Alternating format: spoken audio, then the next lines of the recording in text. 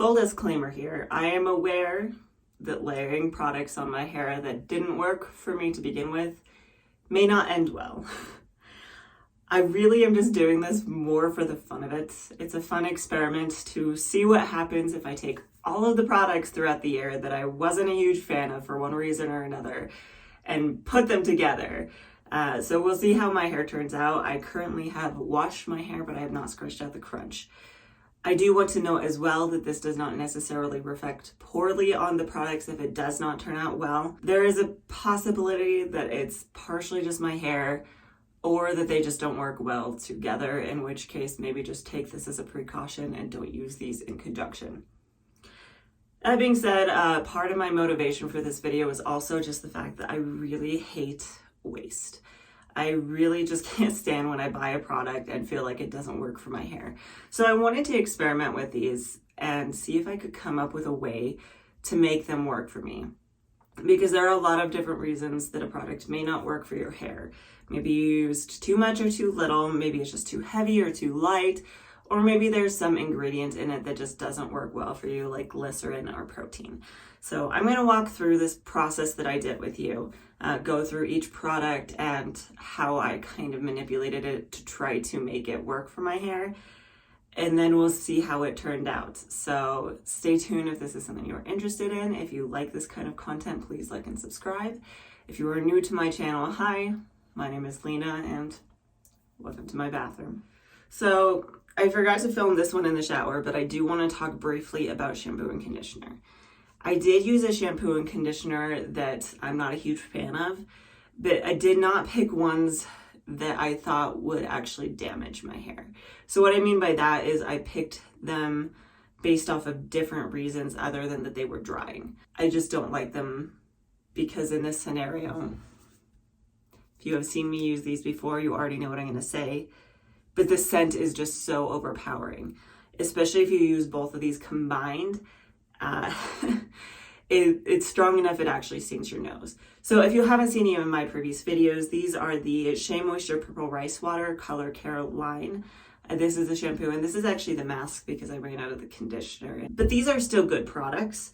The shampoo is a clarifying shampoo. It's a chelating shampoo. It lathers well. It cleanses well. It does its job.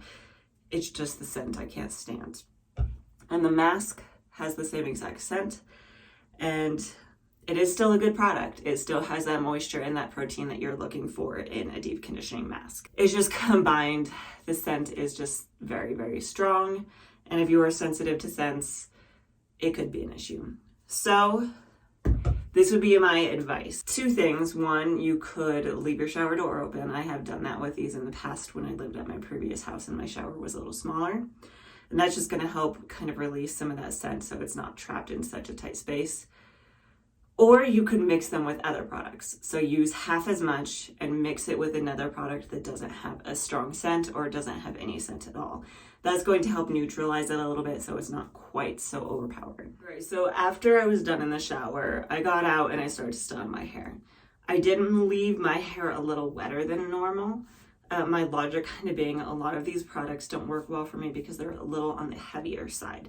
So my thought process was that if I left my hair a little wetter, when I microplopped my hair, it would help remove more of that excess product if there was too much of it. So the first product that I went in with was the Carol's Daughter Hair Milk, the original leave-in moisturizer.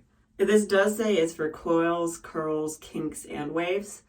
But my experience with this has been that it is a pretty heavy product. I don't think I've had this on my channel before, so this might be new.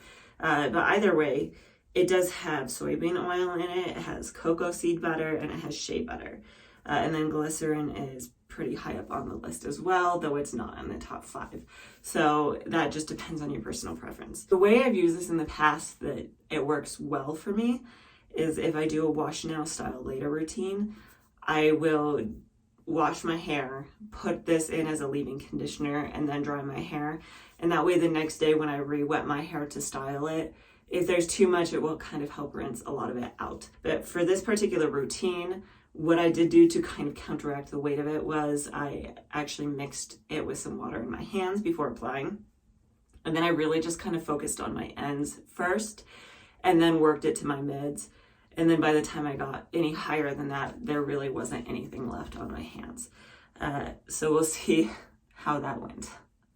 All right, so the next product that I used in my styling routine was my curl cream. And this is one that if you've been watching my channel for a while, you probably saw my review on. And back then I wasn't really a huge fan of it. It wasn't one of those products that I just immediately hated, but it was one that I have better products. I have better products in the same category that are gonna do a much better job.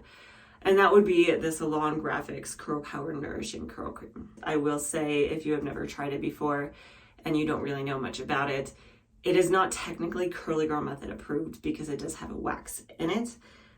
That being said, it is actually a pretty popular one among the curly girl community. There are a lot of other people who say this works great in their hair.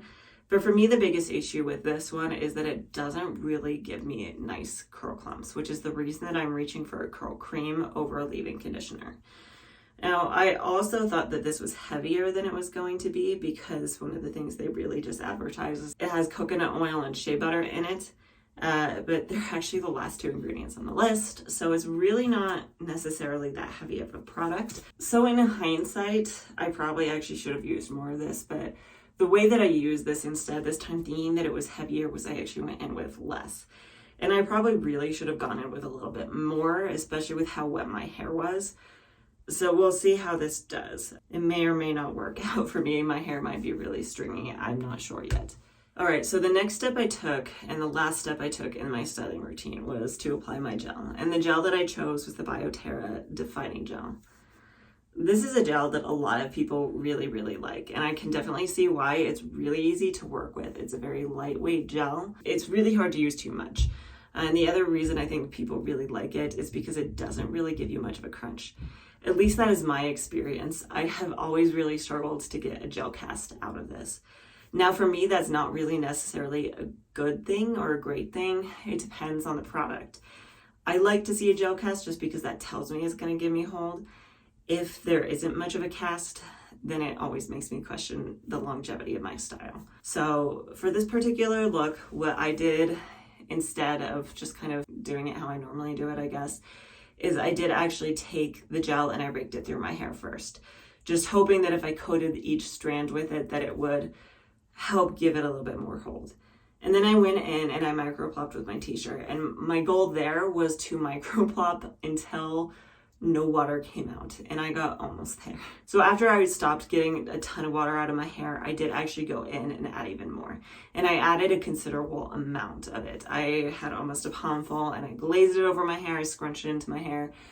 My hope just being that I could add as much as possible to give me as much hold as possible. Now, really briefly, if you don't know much about my routines, the way that I film these is I actually wash and style my hair while my daughter's napping. And then I'll blow dry my hair for a while, but it takes so long with my blow dryer that I tend to only get to about 60%. So after that 60%, I have to air dry the rest of the way. And by the time I get to these videos, after my daughter's gone down to bed for the night, a lot of the cast, especially on the underside, is gone. I will say this time around, I did get a little bit more of a cast on some of these more perimeter pieces, but I still didn't get much of one. I do very briefly want to comment on this, though. Overall, the entire technique that I used to style my hair was more similar to the technique that I used to style my hair in my very first video. It's a little cringy, so I don't know if I'm actually going to link it or not. But that was the routine I used, and the reason I used that particular routine was because that was the routine I used last week when I styled my hair. And my thought was to compare the two hairstyles side by side once I scrunch this out.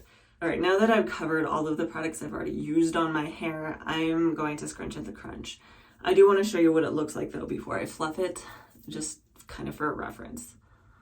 So I can see that there is actually some definition in here. In some locations I am already getting some curls, but I am also getting some stringiness and some frizz. So we'll see what happens to that once I scrunch it. And here's what it looks like from the back.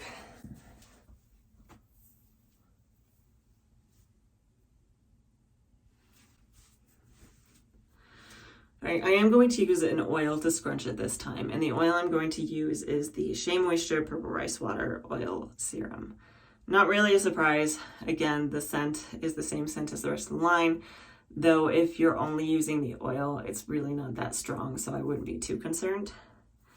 That being said, the other reason I picked this one is because glycerin is the 5th ingredient on the list. So if you are glycerin sensitive, that's kind of something to be concerned about. So I would probably go with something else over this almost every time.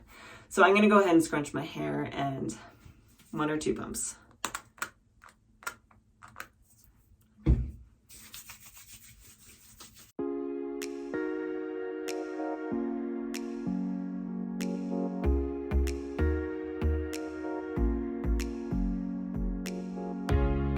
All right, so these are my final results.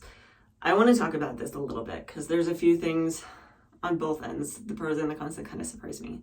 So for the pros, I do actually have a lot of definition that I wasn't expecting in places I wasn't expecting it. There's some really good clumps in certain areas. It is also feeling very moisturized. It feels very soft. That being said, there is a lot of frizz, especially on the perimeter. And especially under here, though this is kind of normal for me. I tend to fight with those pieces a lot. The other things I want to make note of is especially over here, this area is a little stringy. And then I do have a lot of elongation. Typically, it doesn't look as sparse down on the ends here because that shrinks up a lot better. I will include at the very end of the video a side-by-side comparison of what my hair looked like last week versus this week, so you can kind of see what I'm talking about. I want to talk about all these products one by one, and if I will continue to use them or get rid of them, and if I do use them, how I will use them. So the shampoo and the mask I will continue to use because they are good products. They just don't smell great. To me personally, they're just too strong. So I will use them up and just not buy them again. And I probably won't use them in tandem very often. As for the leave-in conditioner, it isn't a bad product. It's a really good product. It's really moisturizing. It's just too moisturizing and too heavy for my hair. So I will use this. I will continue to use this. But this will be the leave-in that I choose when I'm doing a wash now style later. Because it's good. It's just too heavy for me. As for the curl cream, I'm kind of undecided on this. It does its job okay. I mean, obviously I got some decent definition this time around.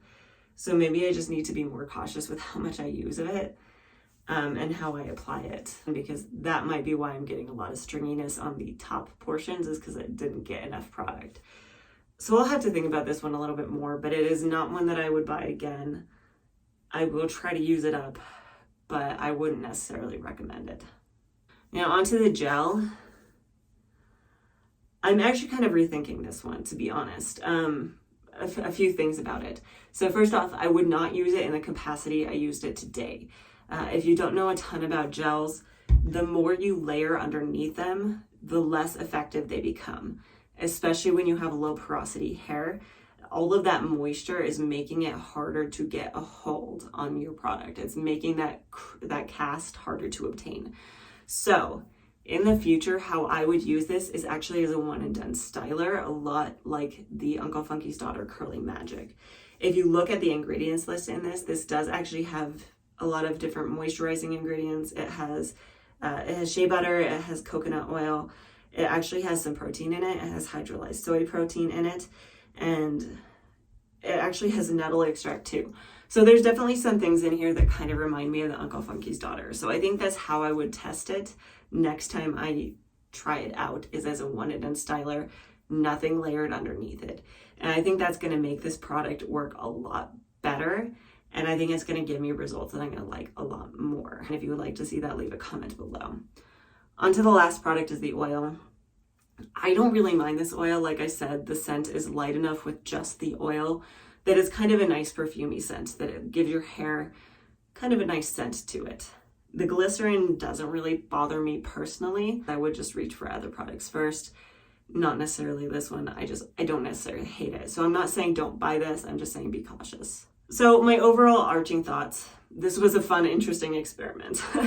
I would not recommend using these products together, but some of them I think would be interesting to try on their own or try in different capacities. With that being said, I'm interested to see what your thoughts are. If you could drop a comment below, let me know if you've used these products before and what your thoughts were on them.